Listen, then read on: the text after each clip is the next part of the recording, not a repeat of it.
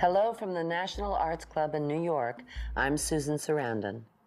Welcome once again to Mythos.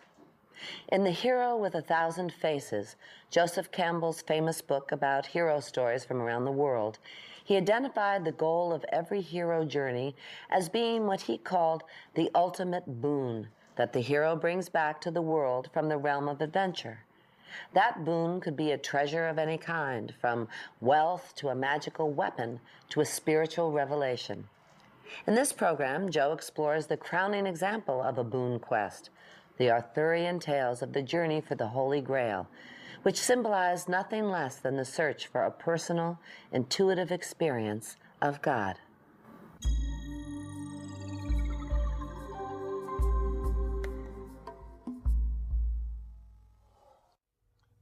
The whole mystery of mythology, which is that of seeing through the forms of time, the radiance of eternity in your own life and in the forms around you, the whole mystery is that, you might say, of the metaphor. Understanding how to read what most people take to be prose poetically. My late friend long ago, Heinrich Zimmer, a marvelous interpreter of mythic forms, it's from him that I learned what I've learned, used to say, the best things can't be told. The second best are misunderstood. Why are the second best misunderstood? Because the second best are talking about what can't be told. Metaphors are used to point past all knowledge to the experience of that which is living within you. But if the metaphor is interpreted as a fact, it's misunderstood. Best things can't be told. You have to have the experience. I can give you a clue, just as the life that is your life can't be told to you. We can tell you other things, but you've got to get yours out of it.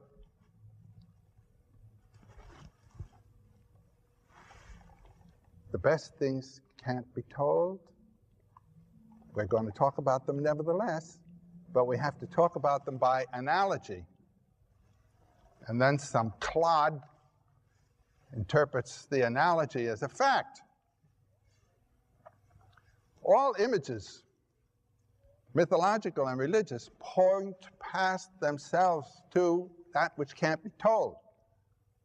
But when you get stuck with the image, when God says, I'm no metaphor, kid, I'm a fact, you're in trouble. And this Grail tradition has to do with smashing all that. There are three great Grail romances. There are more than that, but there are three that are the top great ones. The earliest was of Chrétien of Troyes, Christian de Troyes. 1180, 1190 in there, the Percival of Chrétien. And the second, and the one that I want to talk about, which is the great one, is of Wolfram von Eschenbach, Parsifal. This is the one that Wagner took over and changed. This date for this is around 1210. And then these are the Grail romances of the heroic view, the heroic knight Percival, married man and a self-motivated figure. And then there is another Grail romance. It's the one that Mallory gives us in the Morte d'Arthur in English. He translated it from Old French, a text known as the Quest del Saint Graal, where the Grail is interpreted as the vessel of the Passion of Christ, the cup of the Last Supper, and the cup, the same cup that received his blood when his body taken from the cross was washed of its wounds and the blood taken in the Grail. Now with respect to the quest of the Saint Graal, the quest of the Holy Grail.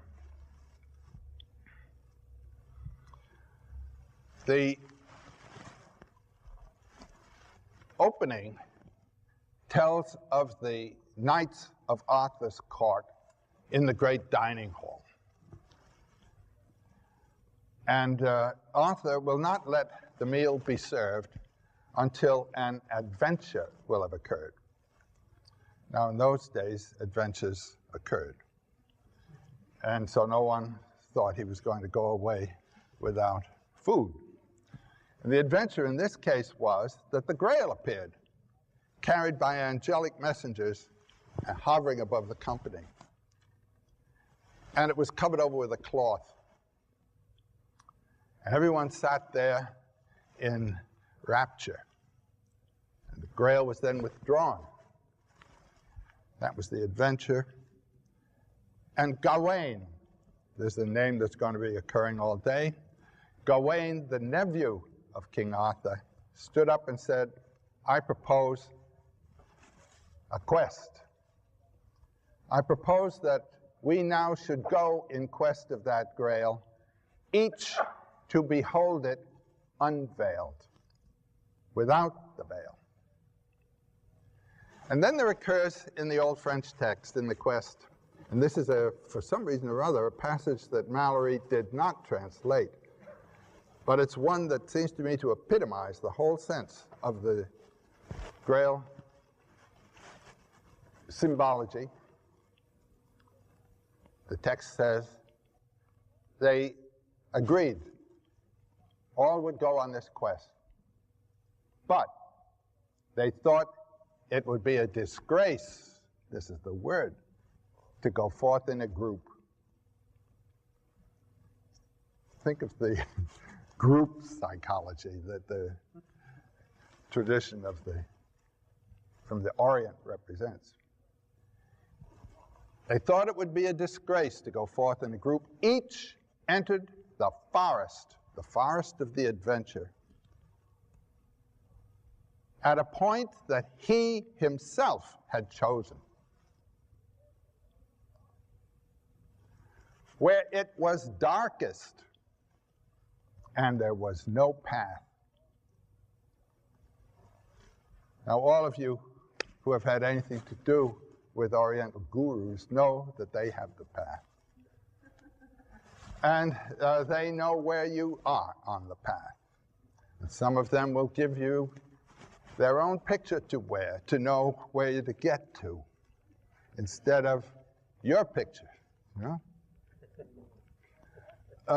This is the difference, and this is Europe.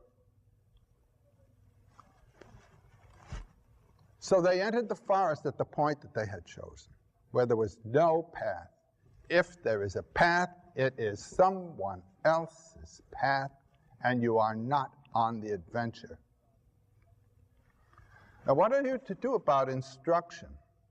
You can get clues from people who have followed paths, but you have then to carry them off that and translate it into your decision. And there is no book of rules. That which we intend, that which is the journey, that which is the goal, is the fulfillment of something that never was on the earth before, namely, your own potentialities. Every thumbprint is different from every other. And every cell and structure in your body is different from that of any that has ever been on earth before, so you have to work it out yourself. The theme of the Grail is the bringing of life into what is known as the wasteland. The wasteland is the preliminary theme to which the Grail is the answer. Now, T.S. Eliot in 1924, 5 or 6 in there, had his key poem, The Wasteland. What is the sense of the wasteland in medieval terms and in T.S. Eliot terms? It's exactly the same sense.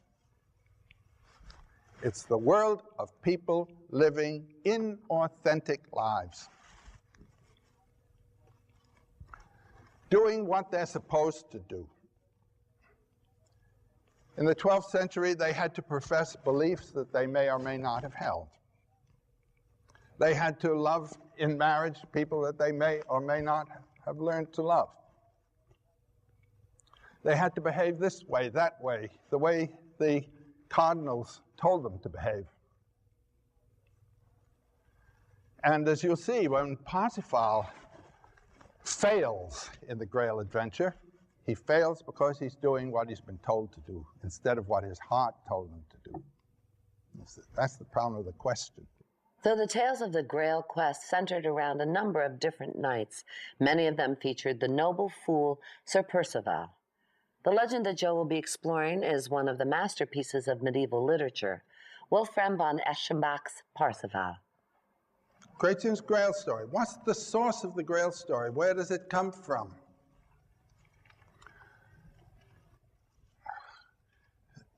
Chrétien says he got the story from a book that was given to him by the Count Philip of Flanders, who was a friend of Marie de Champagne, who was Chrétien's patron. We don't know where the book came from, but this is our earliest source for the Grail story. And then the Chrétien simply turned it into verse, into Old French verse. Chrétien was a virtuosic versifier. One of the German scholars said he could shake couplets from his sleeve like a magician. It ripples along. He never finished it. Now, he was a cleric, and it may be that as he went along with the story, he felt he didn't like what it was leading to. The story, however, was developed to the full by Wolfram von Eschenbach, who was a Bavarian knight. And he understood knighthood and what it was about in a way that Gottfried never did, in a way that the monks couldn't. And here you have the hero Parsifal, as the ideal of the 12th century knight. His version of the Grail is of a stone vessel, a stone that was brought down from heaven. Now, what he's doing there is imitating the Kaaba of the Muslims, the stone at Mecca, which was brought down from heaven. The Grail was a stone brought down from heaven by the neutral angels. There's the key. You know about the war in heaven, where Lucifer, the proudest of the angels, was asked to bow before man. It's God's highest creation. Formerly, God had said, bow only to me. Now he changes the rules and says, bow to man. And Lucifer would not bow. The Christian interpretation is that it was pride. He would not bow to man. The Shiite Muslim interpretation is that it was love for God. He couldn't bring himself to bow for anybody else. So that Satan in hell is God's truest worshiper. Now they say that the great pain of hell is not that of fire or whatever, but the loss forever of the sight of your beloved, which is God. And what supports Satan in hell? His memory of the voice of his beloved when his beloved said, be gone. This is the Shiite version of it.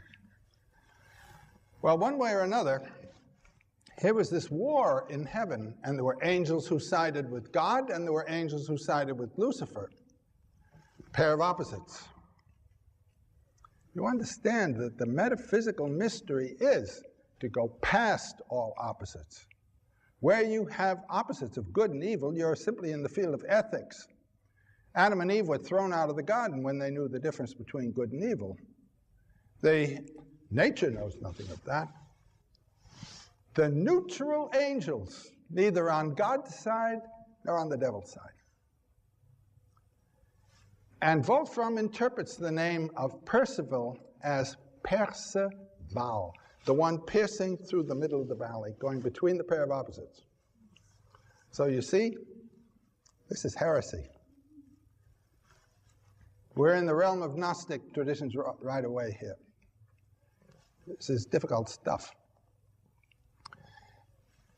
Wolfram begins his whole romance with a long verse to the point that black and white are the qualities of every act. Every act has both good and evil. What are you going to do living? Since everything you do has two effects. He says, all we can do is lean toward the good. Now he goes back of Cretan and begins, I think I better stand up, I see nothing, and begins with Parsifal's father. Parsifal's father's name was Gahmuret. Now you're going to hear something. Gahmuret was a Christian knight, but he was a knight adventurer, and he went to the Holy Lands, and he took service with the Caliph of Baghdad. Another thing Wolfram is saying to us is, virtue is not confined to the Christian world. These two traditions that are in conflict with each other. Gahmuret goes to Baghdad and becomes the knight of the Caliph. As the knight of the Caliph, he comes to a castle which is being besieged by two armies, a Muslim army and a Christian army. And he goes to the service of the queen of that castle.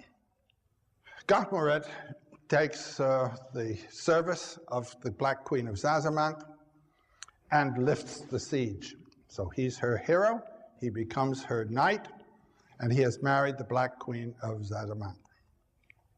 She doesn't want her king, now the king of Zazamank, to go out and get killed. So she forbids him from going out and fighting. That's all he lives for, is fighting. So after having begotten a son on the Black Queen of Zazamank, he takes French leave and one night isn't there. He comes back to Britain, and there is this little unmarried queen named Herzeloide, and she decides to have a jousting festival, and the one who wins the jousting festival wins her. So the jousting festival takes place, and of course the one who wins is the king of Zazamat, namely Gahmuret, so he marries Herzeloide. He begets a son on her, and goes out to fight some more, goes back to the Caliph of Baghdad and gets killed. So there are two widows, one in the Orient and one in Britain, of this great warrior. The Black Queen of Zazamank gives birth to a boy who is black and white. And his name then is Fairfiz, which means the feast, the son of various colors, various hues, Fairfiz. He's a noble, beautiful youth. He's off there in the east. Herzeloide is sick and tired of courtly jousting, all that fighting. So she doesn't want her child, and she knows it's going to be a boy, I know. She doesn't want him to be in this thing. So she goes up to Marin County, you might say, and gets a little farm there, and won't have anything to do with what's going on in the court. And this boy, beautiful boy is born with the noble heart of his father, you might say, by nature, a knight. He doesn't know anything about knighthood.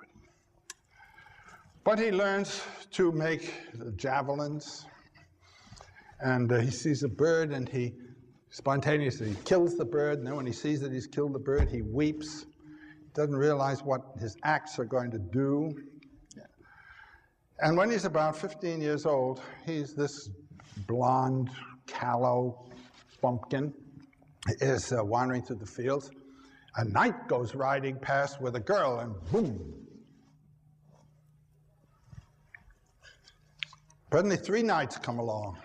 He goes down on his knees. He thinks they're angels. His mother's talked to him not about knights, but about God and angels and all those things. So the only other thing he knows about are angels. And he goes down on his knees, and I said, get off your knees. You don't kneel to knights. That's what angels. Knights? What are knights? Well, we're knights. How does one become a knight? We go to Arthur's court. Where's Arthur's court? Down the line. So he comes back to his mother and he says, I want to be a knight. She faints. Well, she says to herself, I'll fix him. So she makes him a costume of hemp, some coarse cloth, in a form that is for fools, kind of heavy, one-piece thing coming down to about mid-calf of his leg, and he looks a simple fool in these things, but what a boy there. And he gets on the farm horse. He's got his javelins in his quiver on his shoulder. He goes jogging off. She trots after him. When he turns the corner, she drops dead. So that's not the good way to begin your life, by killing your mother. But again, he didn't know he did it. Just as he's arriving in Arthur's court, a knight in flaming red armor is coming out carrying a golden chalice. Now, this is a king, one of the greatest kings in the world, who feels that King Arthur has stolen some of his property. So he goes in to challenge King Arthur. And he does it by riding into the court, going right to the table where Arthur and his knights are sitting, and Guinevere by Arthur's side. And he takes the wine glass from Guinevere and throws the wine in her face and says, anyone who wants to avenge this, meet me out in the yard. Just at that time, this lout rides in and thinks, oh, I'm going to be the champion. And he rides out to kill the king. Well, when the king sees this phenomenon on a farm horse, in a fool's rig coming at him, he won't even insult his lance by using it properly, but he turns it around the other way and just slugs him off the horse. Parsifal and his horse are on the ground. Parsifal reaches, takes a javelin, and sends it through the knight's visor into his eye and kills the knight. It's not the proper way to kill a knight, so Arthur's court is now twice shamed. Arthur, meanwhile, has sort of caught on, something's on here, my God, what's happening? And he sends a young page out to see what's going on in the yard. The young page finds Parsifal dragging the Red Knight around to get the armor off, doesn't know how to do it. So the page helps him get it off, puts it on him. Parsifal gets on the knight's big horse. He knows how to start the horse, but not how to stop it, and boom, he's off. This is Parsifal off on his career. The horse goes full tilt for the rest of the day, and at evening pulls up at a little rural castle by Santa Rosa, somewhere up there. And this is the castle of an old knight who has lost 3 sons in jousting, and he has a little lonely daughter there. So the Red Knight pulls up. As far as they know, this is the Red Knight, the great king. Oh, come in. They take the armor off, and here's this fool underneath. What a shock. But old Gurnemanz, the old knight, he knows how to judge male flesh, and he sees this is some boy. Also, he thinks, somebody for my little daughter. So he teaches him the arts of knighthood, how to handle weapons, and what the honor system is. And among the requirements of the honor system is a knight does not ask unnecessary questions. Important. If you want to be a proper knight, you don't ask unnecessary questions. it's a lovely, lovely, idyllic period in the romance. And finally, the old man offers his daughter to Parsifal. Now that's good old standard stuff. I told you earlier, the problem was the wasteland. People living life inauthentically.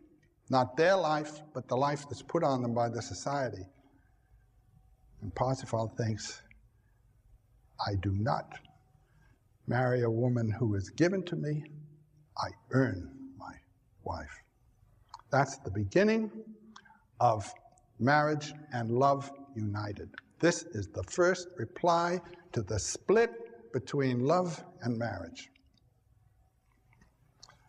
He has a lovely scene where he takes his departure of the old man and rides off.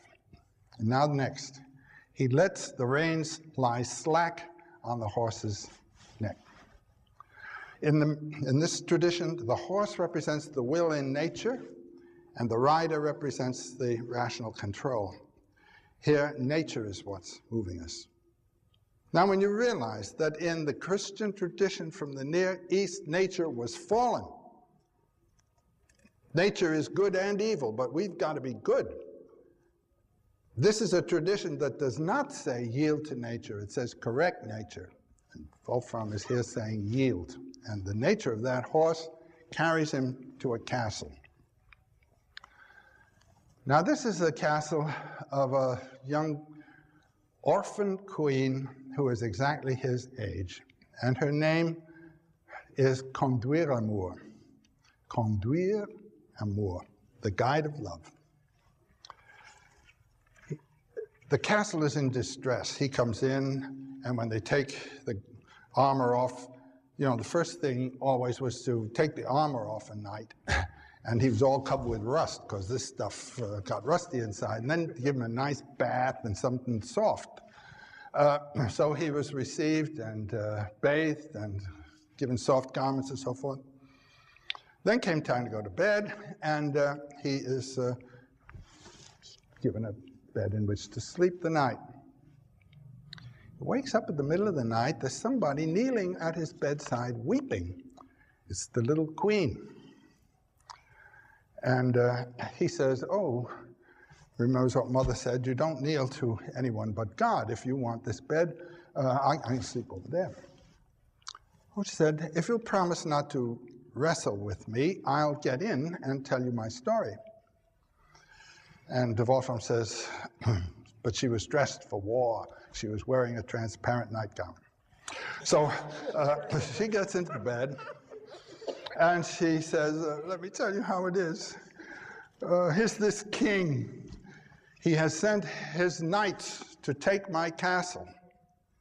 Good old medieval stuff. He wants to unite my land with his land and marry me to confirm the appropriation. He says, rather than marry him, I would jump from my tower into my moat. You've seen my tower, how high it is. You've seen the moat, how deep it is. Well, says Parsifal, who's running the army out there? And she tells him the name of this great knight. He said, well, I'll kill him in the morning. She said, that's fine. So he goes to sleep. Now he's wearing this red armor. Nobody knows who he is. In the morning, down goes the drawbridge. The red knight comes pounding down. And by gosh, within a few half hours or so, he's got the leader of the invading power on the ground. He's ripped off his helmet, about to cut his head off, and the knight says, I yield. I'm your man. Well, he's learned all the lessons. He says, you go to Arthur's court, tell them Parsifal sent you. Well, during the course of the next few months, a number of people arrive in Arthur's court saying, this red knight sent me. And Arthur says, boy, we really lost something there. So the court starts out to find him. That's another part of the story. When Parsifal comes back, Conduire Amour has put her hair up in the way of a married woman. They're married. This is marriage from love, the mind's love, the love of character, the love of quality, and they go to bed. Well, he doesn't know anything, she doesn't know much more, and so they just lie there. As Wolfram says, not many a lady nowadays would have been satisfied with such a night. And then there was the second night, and there was the third night. And then Parsifal goes, oh yes, mother told me. And so Wolfram says, if you'll pardon me for letting you know, they interlaced arms and legs and thought this is what we should have been doing all the time, and the marriage was consummated. No priest. The answer: marriage is the confirmation of love, and love, or sexual love, is the sacramentalization of the marriage. That's bringing the two terms together. The first time it's been done, and this is the ideal of marriage actually in our world today. Marriage for love. This is the most difficult kind of marriage, because the whole basis of it is relationship, of person to person, not to this function, that function, or another. And the level. Now the point here is, it was not marriage that began with physical sex, it ends with physical sex. That's the other part of it. It starts in the spirit and is fulfilled in the flesh. This is Wolfram. I mean, he tells us this. In Parsifal and Condwinamer's marriage, Wolfram shows us a revolutionary concept: marriage for love. Up until the 12th century, marriage had been seen as a purely social transaction, a contract merging two families. Attraction and affection were seen as secondary, if even that. Then the idea of romantic love burst into world culture, and along with it came the revolutionary concept of marrying not for political or financial reason, but for love. The idea that women and men should choose their own partners challenged the social and religious authorities, and so, like the idea of the Grail as a symbol of personal revelation, marriage for love embodies the new Western spirit of individualism. By now, we're 2 years on, he is one of the great knights. He has achieved fulfillment in the world then as it was. And he is ready for the spiritual adventure. No monk knight, no Galahad. The spirit is the fulfillment of life, not something instead of it. He asks her permission to ride back and see how his mother is. And his queen gives him permission. So he rides off. Again, the reins are slack on the neck of the horse. And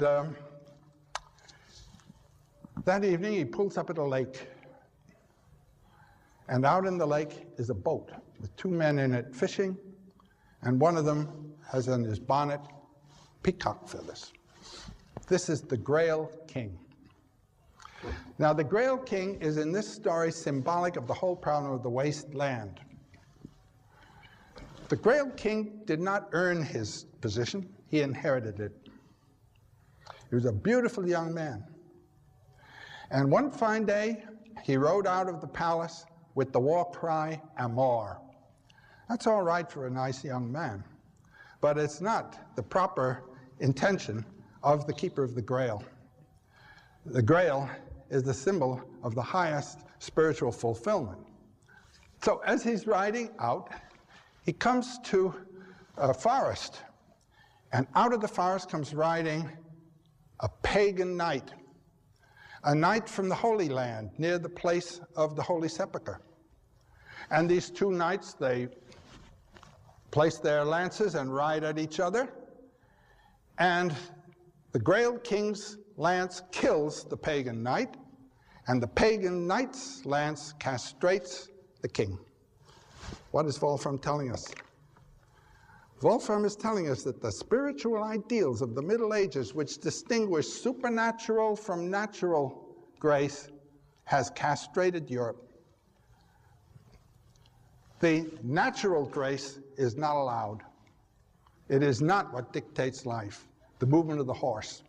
It's this notion of some spiritual thing that comes by way of the cardinals of the church and tells you what's good and what's bad. Nature has been killed in Europe. The energy of nature, this is Wolfram's lesson, and he says it, has been killed. And the death of that pagan knight symbolizes it, and the impotence then, the spiritual impotence of the Grail king is the consequence. He rides back in terrific pain to the court, and the pagan knight's lance had broken off, leaving the head of the lance in the wound. And when the head is withdrawn from the wound, on it is written the word, the Grail. The meaning of this is the tendency, this natural tendency of nature is to the spirit, whereas the Lord of the Spirit had rejected nature, the wasteland. How is the wasteland going to be cured? The answer is by the spontaneous act of a noble heart whose impulse is that not of ego, but of love. And love in the sense not of sexual love, but of compassion. That's the sense of the Grail problem. So here's this knight. This is the knight, this king, is the one with the peacock feathers in the boat. Parsifal on the shore says, look, it's getting late. Is there some place around here where a person can spend the night?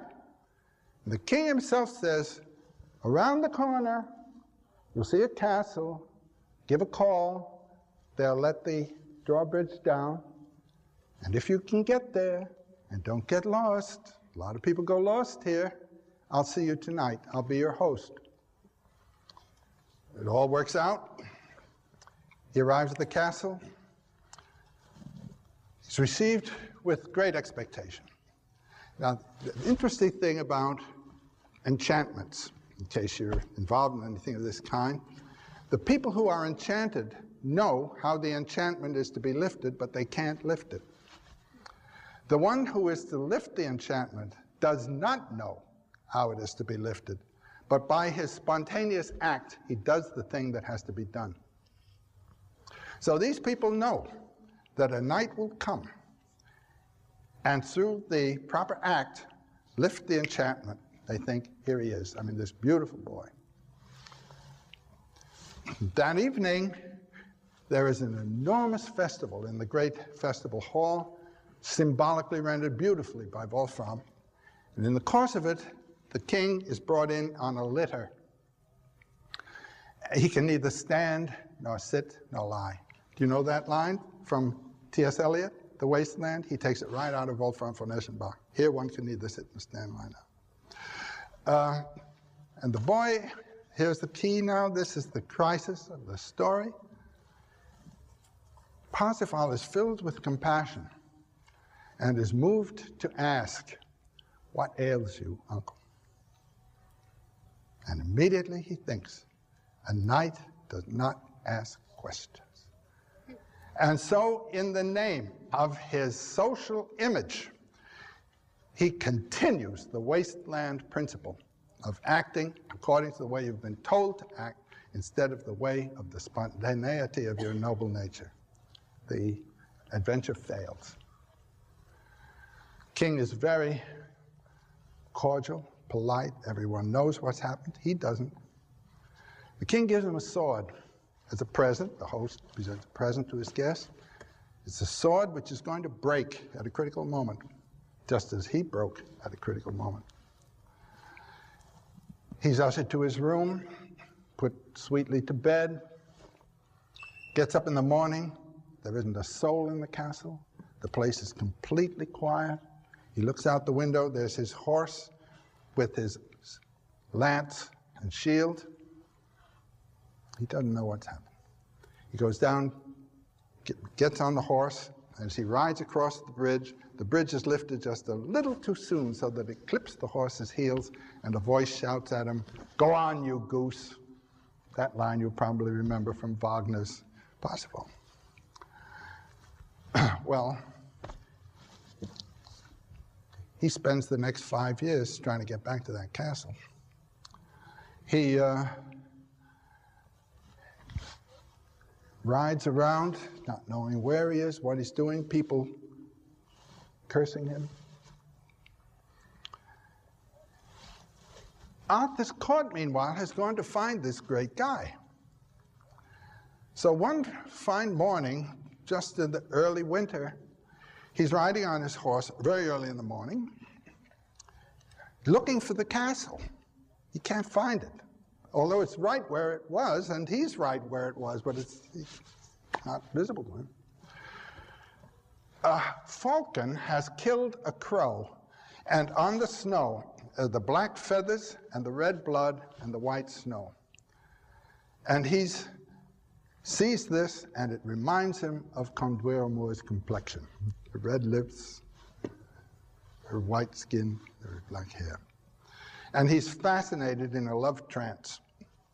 Meanwhile, Arthur's court has arrived in their pavilions and tents, and a young page looks over here, and here's this knight sitting on his horse just gazing at the snow, and he runs into Arthur's tent, pulls the covers off Arthur and Guinevere. There they are, stark naked, and he says, "There's a knight out there." Well, Arthur says, "Send someone out for him." So they send Sir Kay, who is the lout of Arthur's group. Sir Kay comes running out with his lance, and the horse, this marvelous horse, just turns, and Parsifal is still in semi-trance, throws the knight, who falls with a broken arm. They send another knight, Bedivere, he's thrown too. Then they send Gawain. Now Gawain's around 36 or so. He's been around. He's known as the ladies' knight. And he sees this, and sees Parsifal there, and he says to himself, "This is a love trance." So he takes his kerchief, big yellow kerchief, and just throws it so that it falls between the eyes of Parsifal and the sign on the snow. Parsifal's trance is broken. He looks, and Gawain says, "Greetings to Arthur's court, come."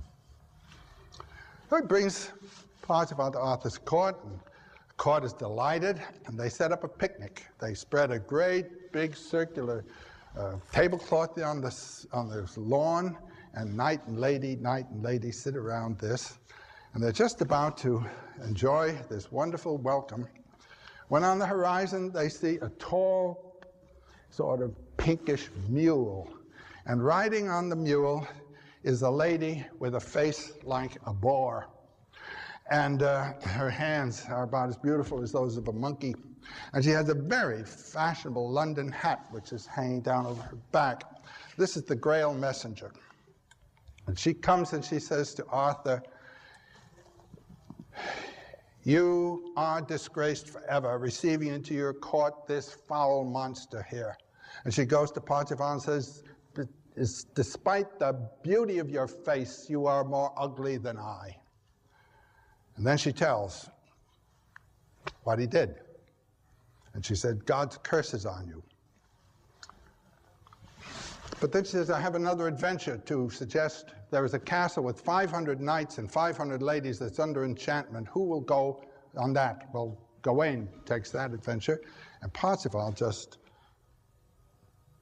gets up, and when Gawain is leaving, Gawain says, "I commit you to God." And Parsifal says, "I hate God. I have nothing to do with God. I thought I was serving God.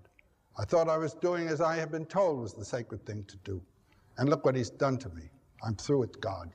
And then he leaves and goes off on this quest. Well, there comes a moment in this quest when he comes to a hermitage.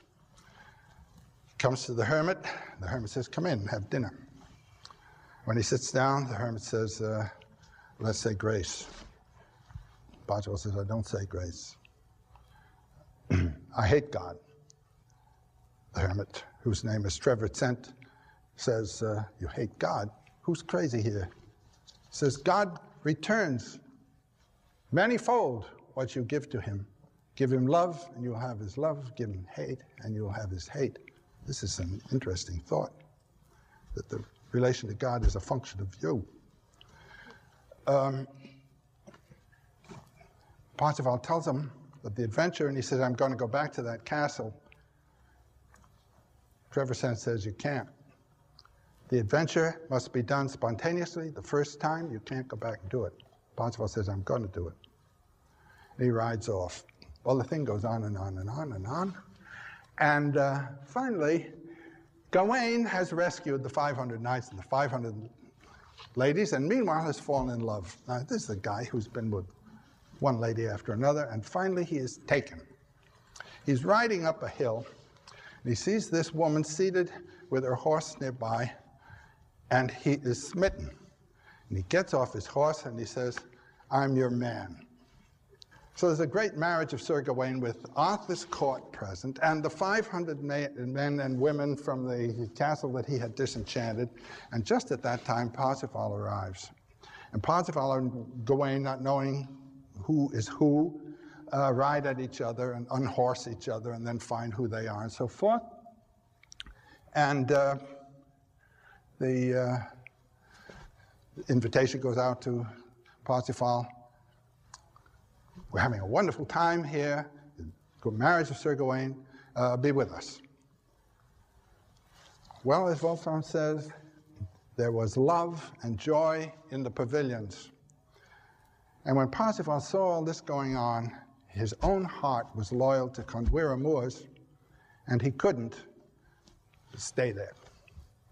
So out of love for Kondwira Moors, he leaves the greatest party the Middle Ages has ever seen, and goes riding away. And as he goes riding away, there comes riding toward him out of the dark forest a pagan knight. You see the repetition of the old story? The two knights ride at each other, unhorse each other, go at each other with swords, and Parsifal's sword breaks on the helmet of the pagan knight. The pagan knight throws his own sword away and says, I don't fight a man without weapons, let's sit down.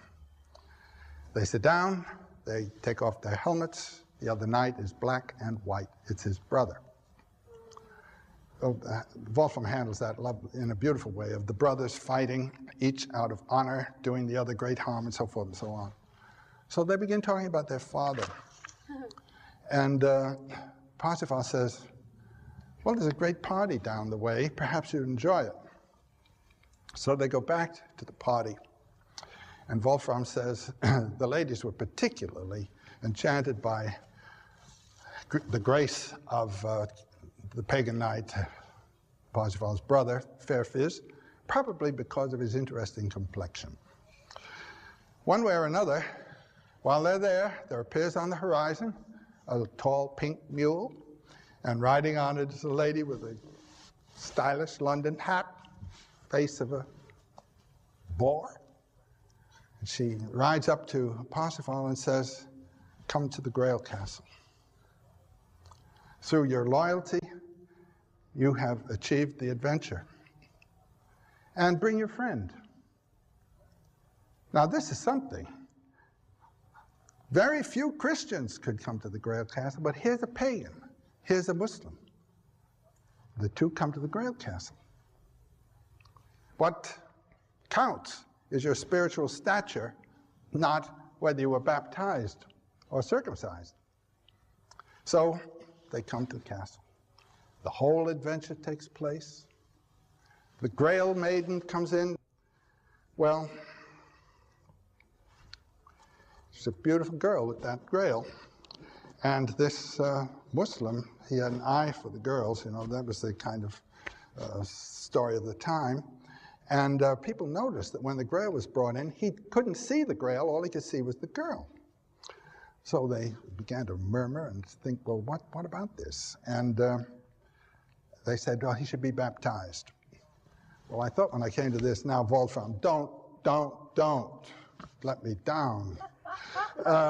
And he didn't.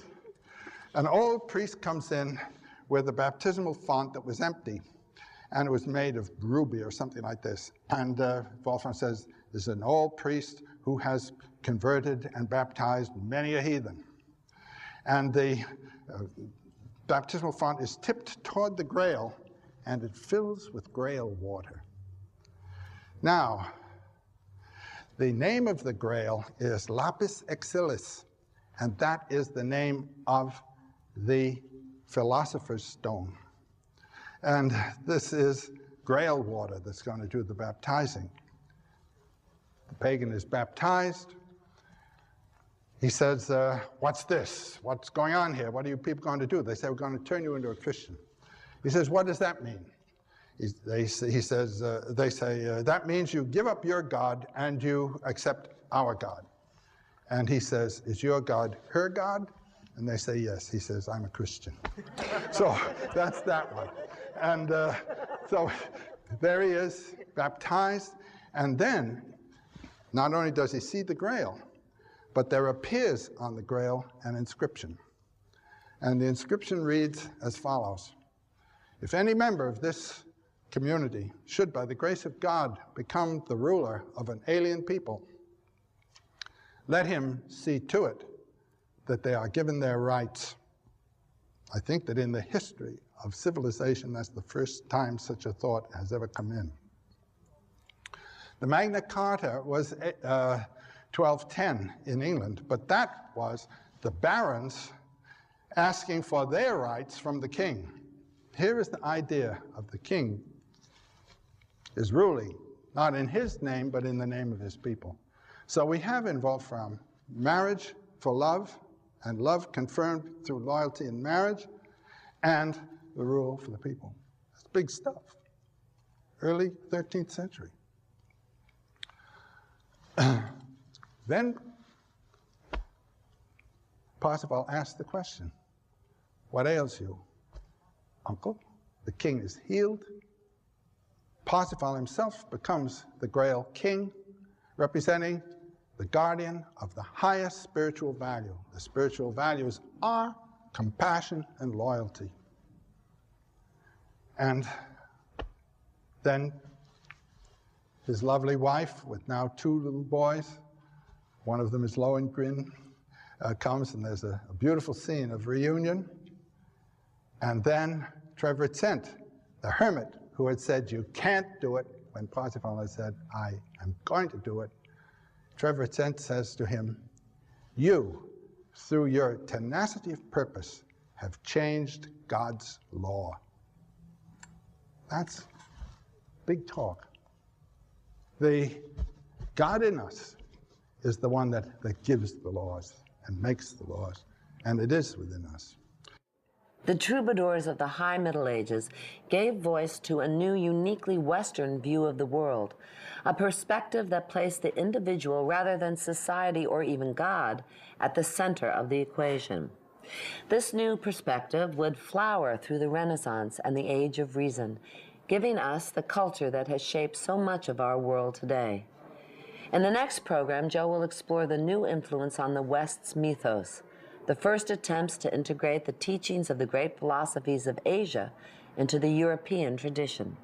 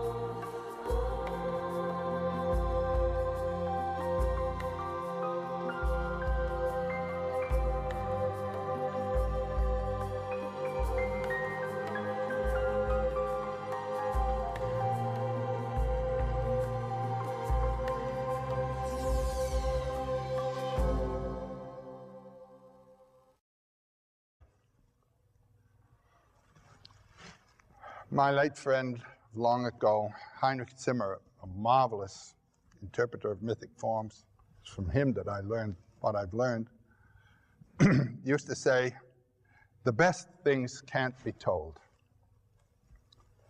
The second best are misunderstood. Why are the second best misunderstood? Because the second best are talking about what can't be told.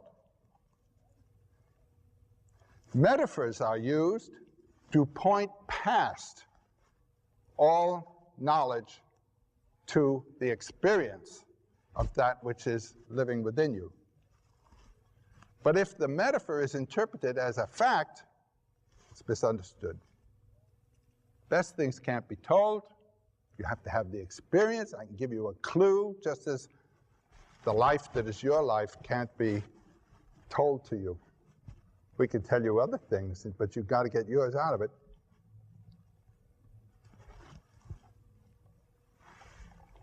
The best things can't be told. We're going to talk about them nevertheless, but we have to talk about them by analogy. And then some clod interprets the analogy as a fact. All images, mythological and religious, point past themselves to that which can't be told. But when you get stuck with the image, when God says, I'm no metaphor, kid, I'm a fact, you're in trouble. And this Grail tradition has to do with smashing all that. There are three great Grail romances. There are more than that, but there are three that are the top great ones. The earliest was of Chrétien of Troyes, Chrétien de Troyes, 1180, 1190 in there, the Percival of Chrétien. And the second, and the one that I want to talk about, which is the great one, is of Wolfram von Eschenbach, Parsifal. This is the one that Wagner took over and changed. This date for this is around 1210. And then these are the Grail romances of the heroic view, the heroic knight Percival, married man, and a self-motivated figure. And then there is another Grail romance. It's the one that Mallory gives us in the Morte d'Arthur in English. He translated it from Old French, a text known as the Quest del Saint Graal, where the Grail is interpreted as the vessel of the Passion of Christ, the cup of the Last Supper, and the cup, the same cup, that received his blood when his body taken from the cross was washed of its wounds, and the blood taken in the Grail. Now with respect to the Quest del Saint Graal, the quest of the Holy Grail. The opening tells of the knights of Arthur's court in the great dining hall. And Arthur will not let the meal be served until an adventure will have occurred. Now, in those days, adventures occurred. And so no one thought he was going to go away without food. And the adventure in this case was that the Grail appeared, carried by angelic messengers and hovering above the company. And it was covered over with a cloth. And everyone sat there in rapture. And the Grail was then withdrawn. That was the adventure. And Gawain, there's a name that's going to be occurring all day. Gawain, the nephew of King Arthur, stood up and said, I propose a quest. I propose that we now should go in quest of that grail, each to behold it unveiled, without the veil. And then there occurs in the old French text, in the quest, and this is, for some reason or other, a passage that Mallory did not translate, but it's one that seems to me to epitomize the whole sense of the Grail symbology. The text says, they agreed all would go on this quest, but they thought it would be a disgrace, this is the word, to go forth in a group. Think of the group psychology that the tradition of from the Orient represents. They thought it would be a disgrace to go forth in a group. Each entered the forest of the adventure, at a point that he himself had chosen, where it was darkest and there was no path. Now, all of you who have had anything to do with Oriental gurus know that they have the path. And they know where you are on the path. And some of them will give you their own picture to wear to know where to get to, instead of your picture. You know? This is the difference, and this is Europe. So they entered the forest at the point that they had chosen, where there was no path. If there is a path, it is someone else's path, and you are not on the adventure. Now, what are you to do about instruction? You can get clues from people who have followed paths, but you have then to carry them off that and translate it into your decision. And there is no book of rules. That which we intend, that which is the journey, that which is the goal, is the fulfillment of something that never was on the earth before, namely, your own potentialities. Every thumbprint is different from every other. And every cell and structure in your body is different from that of any that has ever been on earth before, so you have to work it out yourself. The theme of the Grail is the bringing of life into what is known as the wasteland. The wasteland is the preliminary theme to which the Grail is the answer. Now, T.S. Eliot in 1924, 5 or 6 in there, had his key poem, The Wasteland. What is the sense of the wasteland?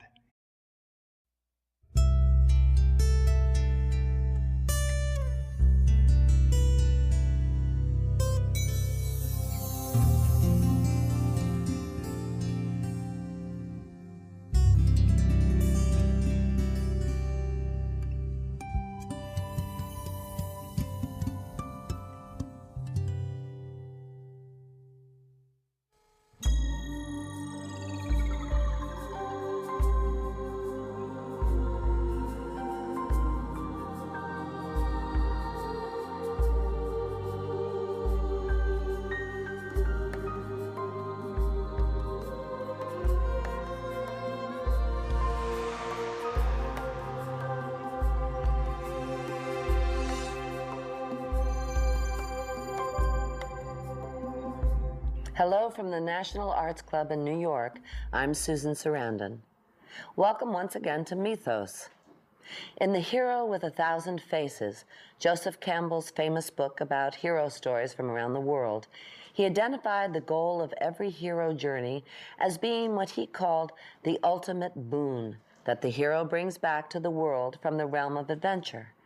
That boon could be a treasure of any kind, from wealth to a magical weapon to a spiritual revelation. In this program, Joe explores the crowning example of a boon quest, the Arthurian tales of the journey for the Holy Grail, which symbolize nothing less than the search for a personal, intuitive experience of God.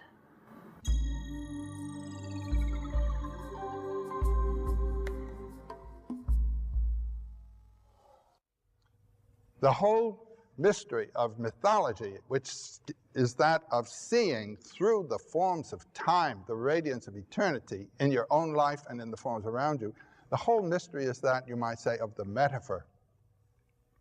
Understanding how to read what most people take to be prose poetically.